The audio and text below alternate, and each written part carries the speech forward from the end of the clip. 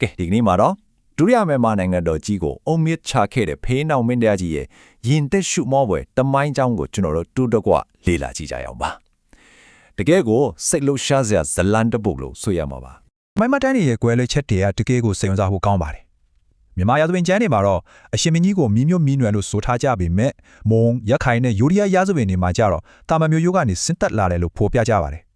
ခရစ်နှစ်1519ခုနှစ်မှာရှင်ရဲ့ထူလို့ခေါ်တဲ့ဖရင်နောင်ကိုမွေးဖာခဲ့ရပါတယ်လူငယ်ဘဝနောင်ယူတိုက်ပွဲမှာကတည်းကသူဟာစစ်ရေးအစွမ်းအားအမခံပြနိုင်ခဲ့တာပါ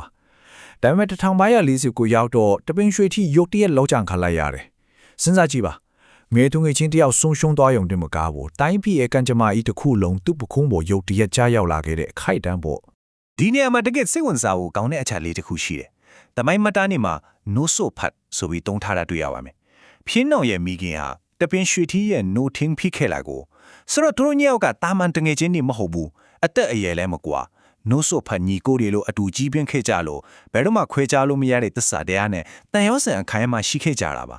ဒီတန်ရောစင်ကြောင့်ပဲတပင်းရွှေထီးအရက်သေးစာအလုံးအကျွံတောက်စားပြီးအုတ်ချုပ်ရည်လိဟင်းလာတဲ့အချိန်မှာပြင်းနောင်ကတိုင်းပြည်ကိုကိုစားတောင်းဝယ်ယူအုတ်ချုပ်ပေးခဲ့ရပါတယ်တကယ်တော့အဲ့ဒီအချိန်ကတည်းကသူဟာစစ်သူကြီးတယောက်အနေနဲ့တင်မဟုတ်ပဲပြည်တော်စုကြီးပြိုကွဲမတော့အောင်အနောက်ကနေခိုင်းခိုင်းမမထိန်းချောင်းပေးနေတဲ့ခေါင်းဆောင်ကောင်းတယောက်ဖြစ်နေခဲ့ပြီဆိုတာထင်ရှားပါတယ်တပင်းရွှေထီးလုတ်ကြံခံရချိန်မှာဖျင်းနောင်ကမွန်တူပုံတွေကိုနှိမ်နှင်းဖို့တလားကိုရောက်နေခဲ့တာပါ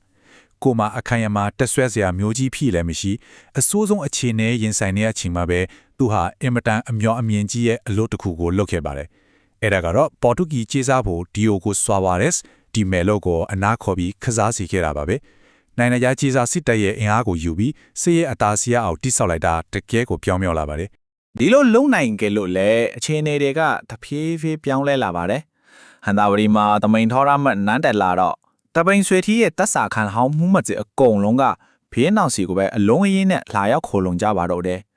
တဖက်မှာကြီးလိုက်ရင်တောင်ကူဘင်းတရသူခုံမင်းခေါင်းဟာဒီလိုကြီးထွားလာတဲ့ဖေးနောင်စီအင်အားစုကြီးကိုကြည့်ပြီးအရန်ကိုထိတ်လန့်ကြောက်ရွံ့လာခဲ့ပါတယ်ဖေးနောင်ကဒါလက်ကနေခြိတက်တဲ့အခါဟန်တာဝတီကိုတိုက်ရိုက်မဝင်ပဲရှောင်ဝင်းသွားပါတယ်တောင်ကူမရောက်ခင်ရွာတစ်ကြီးကိုဇေဝတီလို့အမည်ပေးပြီးအခြေစိုက်ပါတယ်စိတ်ဝင်စားစရာအကောင်လုံးကတော့စစ်မချီခင်းလေးမှာမတ်တဲ့အိမ်မက်ပါပဲအသီးငါးလုံးရှိတဲ့တရက်ခိုင်မှာအခေါင်လုံးအထွတ်အထိပ်ကအသီးကိုဆွတ်ယူစားရတယ်လို့မှတ်ခဲ့တာပ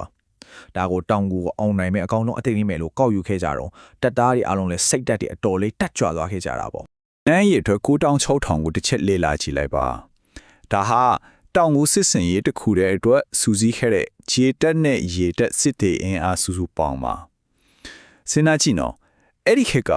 ဒီလောက်အေယာမအင်အားကြီးကိုတနေရာထဲမှာစနစ်တကျကွက်ကဲနိုင်ဖို့ဆိုတာလွယ်တဲ့ကိစ္စမဟုတ်ပါဘူးဒါဟာဘရင်နောင်ရဲ့ပြိုင်ဘက်ကင်းစစ်ရေးပါရမီပါပဲတပွဲစီးပုံကိုအကြမ်းဖြင့်ကြည့်အောင်ခြေတက်မှာတင်တပ်ပေါင်း12တက်နဲ့စစ်တီ8000အထိပါဝင်ပါတယ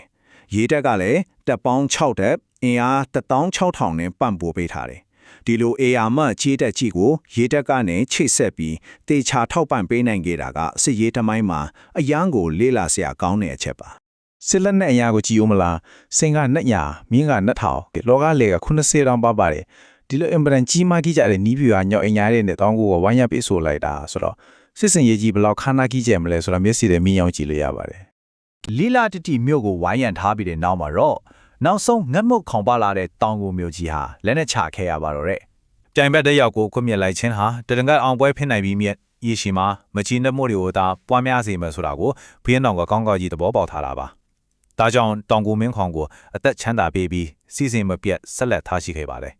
ဒါဟာရှွန်းနှင်းသွားတဲ့ရံမှုလေးရောက်ကိုအင်ပါယာတစ်ကြီးရဲ့တစ္ဆာရှိတဲ့မတ်နိုင်တစ်ခုအဖြစ်အထွင်ပြောင်းလိုက်တဲ့အင်မတန်လင်မာပါနဲ့လာတဲ့နိုင်ရန်ရေးစစ်တူရန်ကွက်တစ်ခေါက်ပါပဲမြို့သိမ်းပြီးတာနဲ့ယာယီတဲနှမ်းမော်မဲသူ့ရဲ့ညီတော်တွေကိုဘွဲအမိတစ်အတီးတီးပေးရပါတယ်တီရီစီရဲ့ကြော်ထင်ကိုမင်းရဲ့စီသူနန်းနန်းယောသားကိုသူတို့ဓမ္မရာဇာတီဟာသူကိုတော့မင်းကောင်ဆိုတဲ့မူလဘွဲအတိုင်းပြန်ထားပြီးဇေယနန္ဒာကိုမင်းရဲ့ကြော်ထင်အဖြစ်ခန့်ခဲ့ပါတယ်ဒါဟာနိုင်ငံအာဏာကိုချက်ချင်းထိန်းချုပ်ပြီးနိုင်ငံရေးအခင်းအကျင်းတစ်ခုကိုအမြန်ဆုံးတည်ဆောက်လိုက်တာဖြစ်ပါတယ်ပြီးတိတ်ခါမီနောက်သူ့ရဲ့နောက်ဆောင်လွဲကတော့ပါတယ်ရေးပါယာယီတဲနန်းကိုဖျက်ပြီးဆရာတော်ဓမ္မဂုရုအတွက်ကျောင်းတော်ရေးဆောက်လို့လူတန်းခဲ့တယ်လို့တရတိဖျားညီနောင်ကိုလည်းရွှေသင်္ကန်းကတ်လူခဲ့ပါတယ်ဒီလိုကုသိုလ်ကောင်းမှုတွေဟာပြည်သူတွေရဲ့ယုံကြည်လေးစားမှုကိုရယူပြီးအုပ်ချုပ်ရေးကိုပုံမခိုင်မာသွားစေခဲ့ပါတယ်ဒီအချိန်ပြောင်းပြီးပုံလေးကိုတစ်ချက်ကြည့်လိုက်ပါဘီယန်နောင်ရဲ့အမခန်စေးအောင်ပွဲတွေကိုရှင်းရှင်းလင်းလင်းမြင်ရပါလိမ့်မယ် 1540ခုနှစ်မှာတောင်ကိုစတင်သိမ်းပိုက်တယ်1550ခုနှစ်မှာဟန်တာဝတီကိုရယူနိုင်ခဲ့ပြီးတော့1555ခုနှစ်မှာအင်းဝကိုအောင်နိုင်ခဲ့ပါတယ်အချင်းပြိုလဲတွေမှာစစ်တိုက်ကိုသိမ်းပိုက်နိုင်ခဲ့လာပါဒါပေမဲ့ဗျာသူ့ရဲ့တကယ်အောင်မြင်မှုလိုအပ်ချက်ကစစ်တိုက်ကောင်းယုံတသက်မဟုတ်ဘူးဒီအချက်နှစ်ခုကိုရှင်းကြည့်လိုက်ပါကြီးမားလိုက်စစ်ရေးအင်အားနဲ့နိုင်ငံရေးအရာသဘောထားကြီးစွာခွင့်လွှတ်ခြင်းဆိုတဲ့အချက်နှစ်ခုဟာအမြဲရှင်သွေးနေတာပါသူ့ရဲ့တကယ်ပါရမီကရန်သူကိုအပြတ်ချေမွေးယုံတယ်မကဘူးဘလို့အချိန်မှာခွင့်လွှတ်ရမလဲဆိုတာကိုအတိအကျသိနေတာပဲဖြစ်ပါတယ်ဥပမာအနေနဲ့တောင်ကူကိုလေလောက်အချင်းကိုပဲဝိုင်းရန်ခဲ့ရတဲ့စစ်ပွဲကိုကြည့်ပါနောက်ဆုံးတောင်ကူမျိုးကြားသွားတဲ့အခါပရင်းအောင်ကရှုံနှင်းသွားတဲ့တောင်ကူမင်းကောင်ကိုကွက်မြက်လိုက်လို့ရတာပဲဒါပေမဲ့မလုပ်ခဲ့ဘူးအသက်ဘေးကနေလွန်ငင်းခွင့်ပေးပြီးစီးစိမ်မပြတ်ချမ်းသာပေးခဲ့ပါတယ်ဒီလိုသဘောထားကြီးစွာခွင့်လွှတ်ပေးခဲ့လို့လေမင်းကောင်ကနောက်ပိုင်းမှာပရင်းအောင်ကိုထေဒီတီတစားရှိတဲ့အားထားရသူတယောက်ဖြစ်လာခဲ့တာပေါ့စိတ်ရှည်တီးခတ်မှုကိုအသုံးချခဲ့တဲ့တောင်ငူတိုက်ပွဲအပြီးမှာတော့ဟန်တာဝရီနဲ့အင်းဝါစစ်စင်ရေးတွေမှာဘလို့စိတ်သက်စစ်စင်ရေးနီးပြူဟာတွေကိုအသုံးပြုခဲ့လေဆိုတာစက်ကြည့်ကြရအောင်ဟန်တာဝတီကိုတင်ပိုက်ရမှာအထုံးပြုခဲ့တဲ့တိကျတေချားတဲ့နီးပြူဟာဆင့်ဆင့်ဟာရန်သူတွေရဲ့စိတ်သက်ကိုအတော်လေးထိရောက်စွာရိုက်ချိုးပစ်နိုင်ခဲ့ပါတယ်ဥပဒေစာစင်တော်ကိုစီးရဖင်းနောင်တဲ့ချစ်ချင်းစင်ကိုစီးရတမိန်ထွားရမှာတို့ရဲ့တမိုင်းဝင်စင်စီချင်းမထိုးခင်အချိန်လေးမှာတင်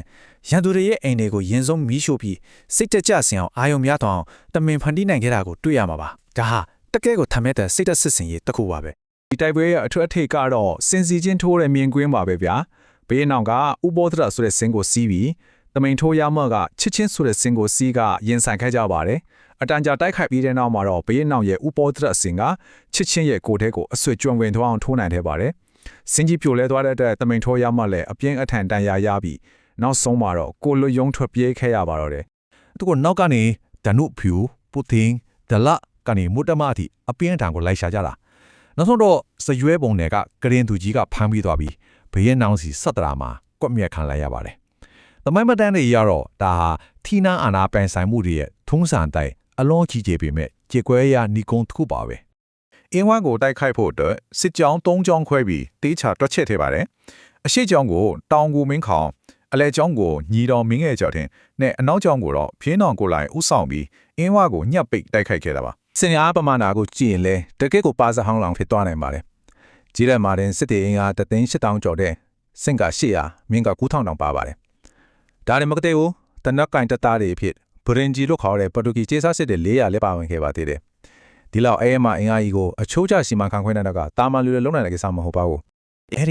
လိုစစ်နစ်ကြရဲ့ဝင်ရမှုတွေကြောင့်တက်ကရခိုးရ16ခုနှစ်မှာအင်ဝါကြဆုံးခဲ့ပါတယ်။ထပ်ကြီးတဲ့အင်ဝါမင်းရပါတီကိုမခရီယာရမှာဖမ်းမိရော်လေဖျင်းတော့ကသူ့ထုံးစာအတိုင်းမတတ်ပါဘူး။ဟန်တာပါတီကိုခေါ်သွားပြီးကောင်းကောင်းမွန်မွန်နေထိုင်ခွင့်ပေးခဲ့ပြန်တယ်။တမိုင်းမှာတန်းနေမှာတော့ဒီလိုအသက်မလွတ်ကကျေးဇူးပြုခြင်းဟာအင်မတန်ကိုအကြီးကျယ်အကျိုးရှိခဲ့တယ်လို့မှတ်တမ်းတင်ထားပါတယ်။နိုင်ငံတစ်ခုကိုလက်နက်တွေနဲ့ချီးပဲအုပ်ချုပ်ထားလို့မရဘူးဆိုတာသူကောင်းကောင်းသိပါတယ်။သစ္စာရှိမှုကအရေးကြီးဆုံးလေ။ဒါကြောင့်ရှုနှင်းတွားတဲ့ရန်သူတွေကိုခွင့်လွှတ်ပေးခဲ့တယ်။ကိုယ့်ရဲ့ညီတော်တွေကိုဒေတာအတီးတီးမှာဘေးကန်နေအဖြစ်ခံရတယ်။ပြီးတော့ပြိုင်ဘက်တွေနဲ့ပါတွေးတော့စီမျိုးဖွဲ့ပြီးနိုင်ငံရေးအားကြီးလေးလေးတိဆောက်ခဲ့ပါတယ်။ဒါတွေဟာသူ့ရဲ့နိုင်ငံရေးမှတ်တိုင်တွေပါပဲ။ဒီရှားလေးကိုကြီးလိုက်ရင်အတော်လေးကိုထင်ရှားရပါတယ်။အထက်ကကြတဲ့မျိုးကြီးလေးဖြစ်တဲ့မုထမဘီတောင်းကုန်နဲ့အင်းဝါလိုနေရာတွေမှာသူ့ရဲ့ကိုယ်ပိုင်တွေးထားညီတော်လေးကိုပဲဘီရင်ခါဖြစ်အတီးတီးခန့်ခဲ့တာကိုတွေ့ရမှာပါ။ဒီလိုစီမံလိုက်တဲ့အတွက်နိုင်ငံတော်တဝမ်းလုံးမှာတုံ့လုံးနေရနိုင်တဲ့ခိုင်မာတဲ့တိစခတ်မှုကိုရယူနိုင်ခဲ့တာဖြစ်ပါတယ်။ဒီလောက်နဲ့ပြီးသွားပြီလားဆိုတော့မဟုတ်သေးပါဘူး။တွေးထားတော့စမှုနဲ့ပါနိုင်ငံတော်ကိုပို့ပြီးချစ်လက်အောင်ချီနှောင်လိုက်ပါသေးတယ်။အင်းဝါဘွေခံဖေခန့်ခံရတဲ့ညီတော်တိုးမင်းစောကိုသူ့ရဲ့သမီးတော်နဲ့ပါထပ်မံလက်ဆက်ပေးခဲ့ပါတယ်။